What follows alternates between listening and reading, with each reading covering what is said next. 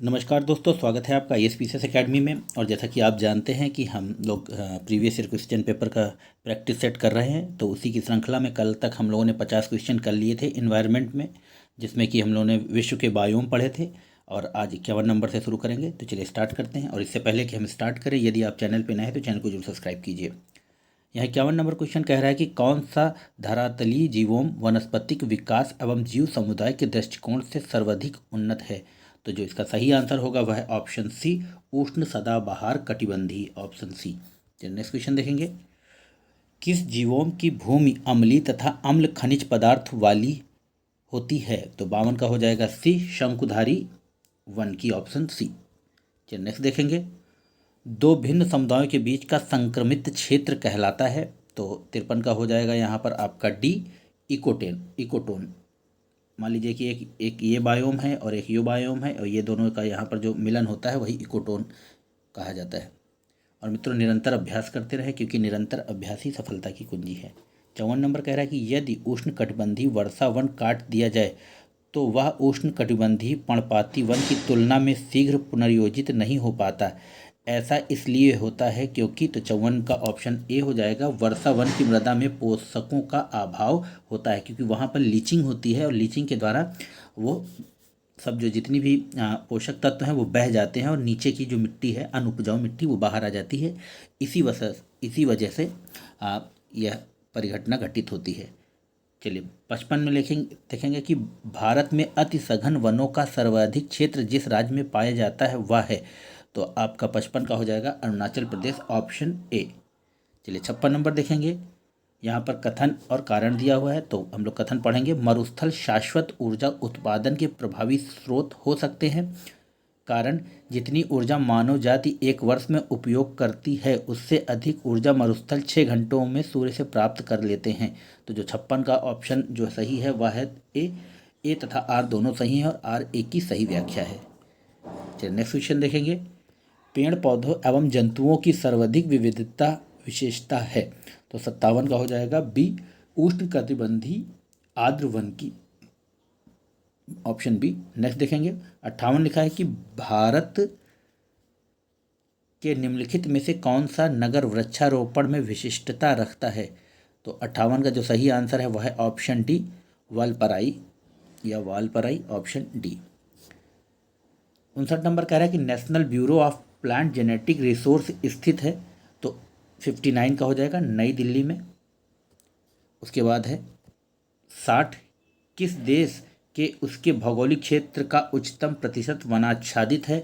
तो 60 का हो जाएगा डी, सूरीनाम, ऑप्शन डी।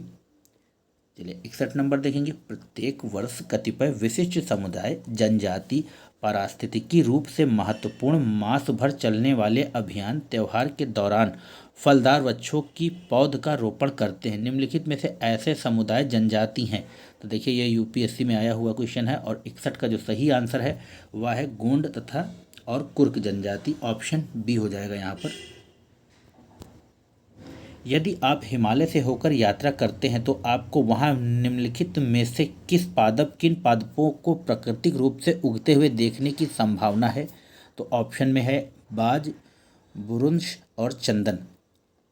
तो जो 62 का सही है वह है 1 और 2, बाज और बुरुंश। चलिए 63 में लिखा है कि पर्यावरण का संतुलन बनाए रखने के लिए वनांतर्गत क्षेत्र होना चाहिए। तो कितना होना चाहिए? तो ऑप्शन हो जाएगा सी, 33%। चलिए 64 में एक सूची है और उस सूची को दूसरी सूची से मिलाना है, तो हम देख लेंगे इसको। और जो 64 का सही आंसर है वह है ए, हम लोग मिला के देख लेंगे। तो ए का 3 हो जाएगा मानसूनी वन, सागौन और साखू, यहाँ पर ये हो जाएगा। और B4 विश्वत रेखी वन, मोहगनी और रोजवुड। C1 भूमध्य सागरीय वन, आलू बुखारा, प्लाम और जैतून। मैंने बताया था ना कि जितने सिट्रिक फ्रूट्स होते हैं ये भूमध्य सागरीय या मेडिटेरियंस पौधे हैं।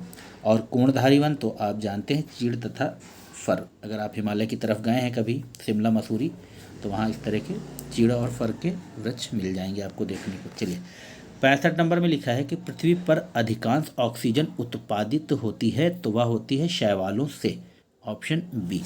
निम्नलिखित में से कहाँ पर एक संरक्षित कच्छ वनस्पति क्षेत्र है? तो जो 66 का सही आंसर है वह है सी, आपका गोवा में। चलिए 67 कह रहा है कि निम्नलिखित देशों में से किसमें कुल भौगोलिक क्षेत्रफल के 70% भाग पर वन बनाए रखने का संवैधानिक प्रावधान है? तो 67 का सी हो जाएगा आपके भूटान में। चलिए नेक्स्ट देखेंगे। समुद्री राष्ट्रीय पार्क अवस्थित है? तो 68 का हो जाएगा एक कच्छ की खाड़ी में। 69 टैगा वन विशिष्टता है? तो 69 का जो सही आंसर है वह है आपका डी, समशीतोष्ण क्षेत्र की। चलिए यहाँ पर एक सूची दी हुई है और दूसरी सूची को मिलाना है, तो 70 में हम लोग सूची मिला लेंगे और इसका आंसर जो है वह है A4 लनोस दक्षिण अमेरिका, B3 स्टेपीज यूरोप में है और C1 है प्रेरी उत्तर अमेरिका में है और वेल्ड आपका अफ्रीका में है। चलिए नेक्स्ट क्वेश्चन देखेंगे। समुद्री घास निम्नलिखित तत्वों का मुख्य तथा महत्वपूर्ण स्रोत है? तो 71 का जो सही आंसर है वह है आयोडीन का। 72 कह रहा है कि निम्नलिखित में से किस प्रकार के वनों में अधिकतम पादप विविधता पाई जाती है? तो 72 का यहाँ पर सही आंसर होगा आपका डी, उष्णकटिबंधीय सदाबहार वन में पादप विविधता पाई जाती है।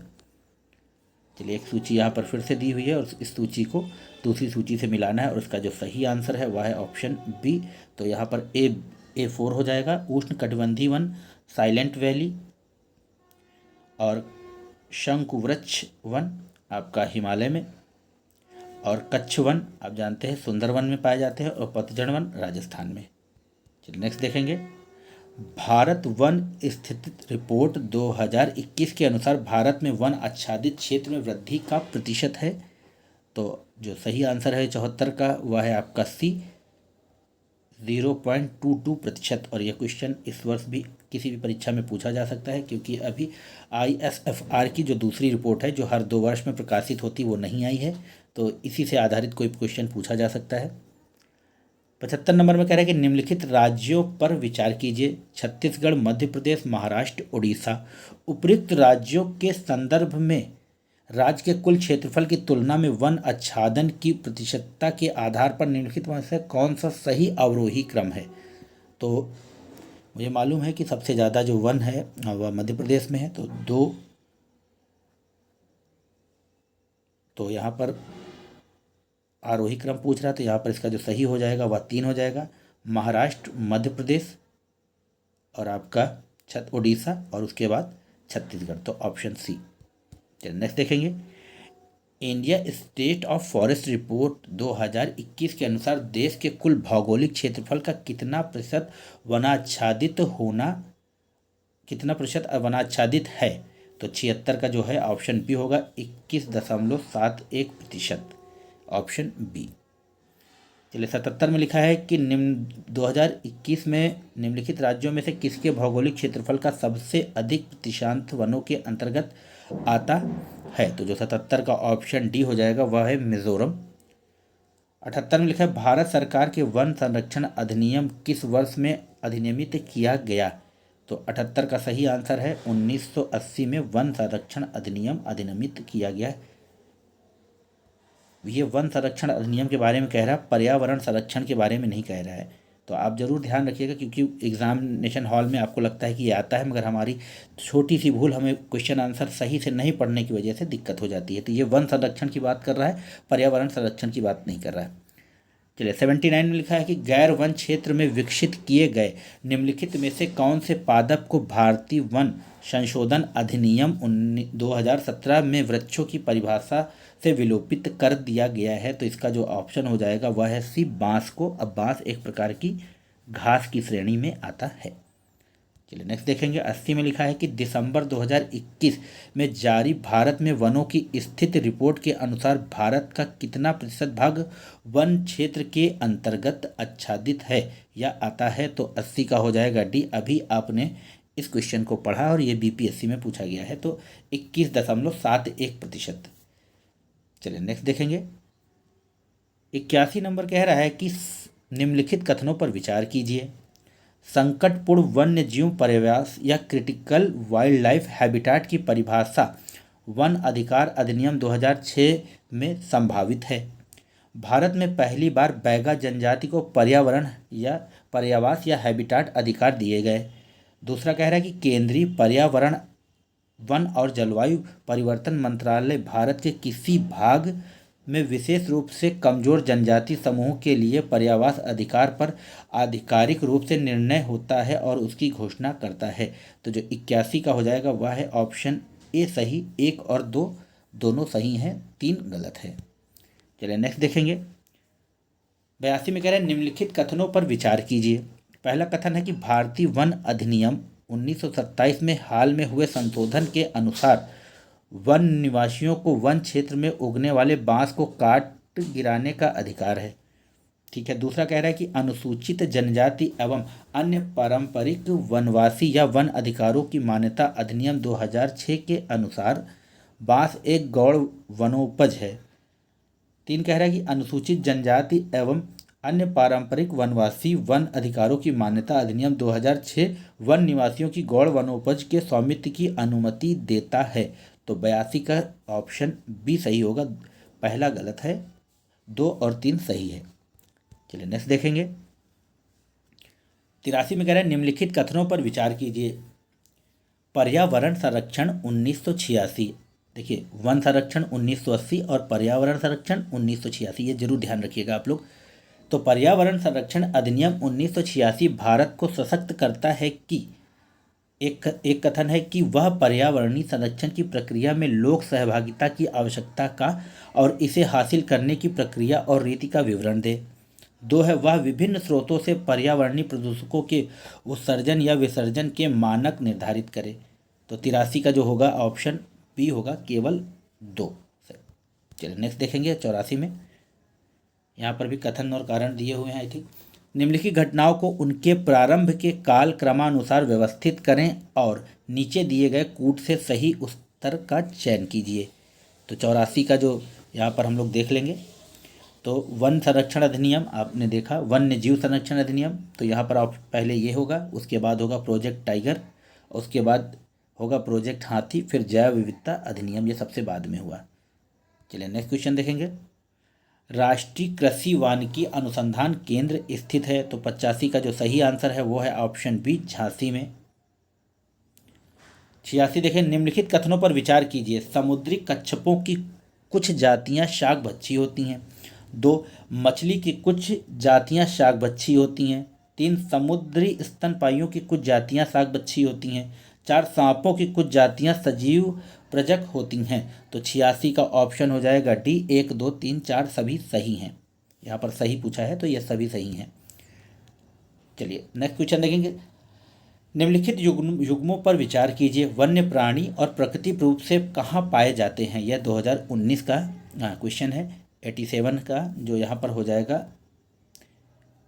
देखिए इरावदी डॉल्फिन जो है वो आपका चंबल में नहीं पाया जाता। तो यहाँ पर नीले मीन पक्ष वाली महाशीर या कावेरी नदी में, और मीरभाच या रष्टी चित्तीदार बिल्ली पूर्वी घाट में। तो ऑप्शन सी हो जाएगा। यहाँ पर 1 और 3 दोनों सही है और यह सही है। चलिए नेक्स्ट क्वेश्चन देखेंगे। यहाँ पर कथन और कारण दिए हुए हैं। तो लिखा है कि निम्नलिखित कथनों पर विचार कीजिए। संयुक्त राष्ट्र पूंजी विकास या विकास निधि या UNCDF और एक मिनट जरा मैं इस क्वेश्चन को सही से पढ़ लेता हूँ। 88 नंबर का, हाँ, तो और अर्बर डे फाउंडेशन ने हाल ही में हैदराबाद को विश्व के 2020 तक वृक्ष नगर की मान्यता प्रदान की है। ठीक है। और दूसरा कथन है कि शहरी वनों को बढ़ाने और संपोषित करने के प्रति प्रतिबद्धता देखते हुए हैदराबाद का 1 वर्ष के लिए इसे मान्यता हेतु चयन किया गया है। इस मान्यता हेतु चयन किया गया है। तो यह क्वेश्चन देख लेंगे हम लोग। 88 का जो सही आंसर है वह है ऑप्शन, यहाँ पर देखेंगे, और यहाँ पर दोनों सही हैं। ए सही है, ए सही नहीं है, किंतु 2 सही है। चलिए नेक्स्ट क्वेश्चन देखेंगे।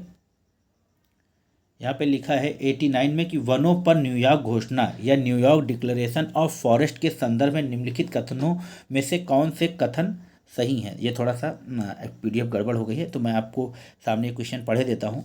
तो यहाँ पर पहला कथन कह रहा है कि 2014 में संयुक्त राष्ट्र जलवायु शिखर सम्मेलन में पहली बार इसका समर्थन किया गया था। फिर दूसरे कथन में कह रहा है कि इसमें वन के ह्रास को रोकने के लिए वैश्विक समय रेखा का समर्थन किया गया। तीसरा कह रहा है कि यह वैध रूप से बाध्यकारी अंतर्राष्ट्रीय घोषणा है। चौथा कह रहा है कि यह सरकारों, बड़ी कंपनियों और देशी समुदायों को समर्थित है। पांचवें में कह रहा है कि भारत इसके प्रारंभ में समय हस्ताक्षरकर्ताओं में से एक था। तो 89 का हो जाएगा ऑप्शन ए सही, 1, 2 और 4 सही हैं, यानी कि 3 और 5 गलत हैं। चलिए नेक्स्ट क्वेश्चन देखेंगे। लिखा है कि पौधों में गूटी लगाने का कार्य किस उद्देश्य की पूर्ति हेतु किया जाता है। तो 90 का जो हो जाएगा ऑप्शन बी, वनस्पतिक प्रसारण के लिए, ऑप्शन बी हो जाएगा यहाँ पर। चलिए नेक्स्ट क्वेश्चन देखेंगे। यहाँ पर एक सूची दी हुई है और जितने भी पर्यावरण संरक्षण अधिनियम टाइप के हैं वो सारे एक जगह पर दे दिए गए, और ये आपके लिए बहुत इंपॉर्टेंट हो जाएगा कि आपके साथ ये सारे क्वेश्चन की प्रैक्टिस हो जाएगी एक ही बार में। तो 91 का जो देख लेंगे हम लोग वो है ऑप्शन डी सही, यानी कि ये जितने भी जोड़े हैं ये सभी सुमेलित हैं, यानी कि वन संरक्षण अधिनियम 1980, पर्यावरण संरक्षण 1986, वायु प्रदूषण निवारण एवं नियंत्रण अधिनियम 1981 और जल प्रदूषण नियंत्रण अधिनियम 1974। चलिए नेक्स्ट क्वेश्चन देखेंगे। 92 में कह रहा है कि पत्ती कूड़ा या लीफ फिटर किसी अन्य जीवोम बायोम की तुलना में तेजी से विघटित होता है और इसके परिणाम स्वरूप मिट्टी की सतह प्रायः अनावृत होती है। पेड़ों के अतिरिक्त वन में विविध प्रकार के पौधे होते हैं जो आरोहण के द्वारा या अधिपादप के रूप में पनप कर पेड़ों के शीर्ष तक पहुंचकर प्रतिष्ठित होते हैं और पेड़ों की ऊपरी शाखाओं में जड़ें जमाते हैं। यह किसका सबसे अधिक सटीक विवरण है। तो 92 का यह जो विवरण है वह है उष्णकटिबंधीय वर्षा वन का सटीक वर्णन है, ऑप्शन डी हो जाएगा। यहाँ पर आपको शायद देखने में प्रॉब्लम हो रही होगी। चलिए 2 ही क्वेश्चन और बचे हैं। तो 93 कह रहा है कि निम्नलिखित में से किस राज्य को अगस्त 2021 में भारत सरकार द्वारा वन धन योजना के लिए सर्वश्रेष्ठ प्रशिक्षण राज्य के रूप में सम्मानित किया गया। तो 93 का जो सही आंसर है दोस्तों वह है ए, नागालैंड को, और ये करंट का उस समय क्वेश्चन था। चलिए नेक्स्ट क्वेश्चन देखेंगे और लास्ट क्वेश्चन है। भारत वन स्थित रिपोर्ट 2021 के अनुसार निम्नलिखित में से किस राज्य में जनजाति जिलों की संख्या सबसे अधिक है। तो जनजाति जिले सबसे अधिक कहाँ पर हैं। तो 94 का ए हो जाएगा, वह है नागालैंड में। तो मित्रों यह थे कुछ महत्वपूर्ण previous year question paper environment से रिलेटेड। आशा है आप लोगों को पसंद आएंगे। चैनल को लाइक कीजिए, शेयर कीजिए, सब्सक्राइब कीजिए। जय हिंद, जय भारत, नमस्कार।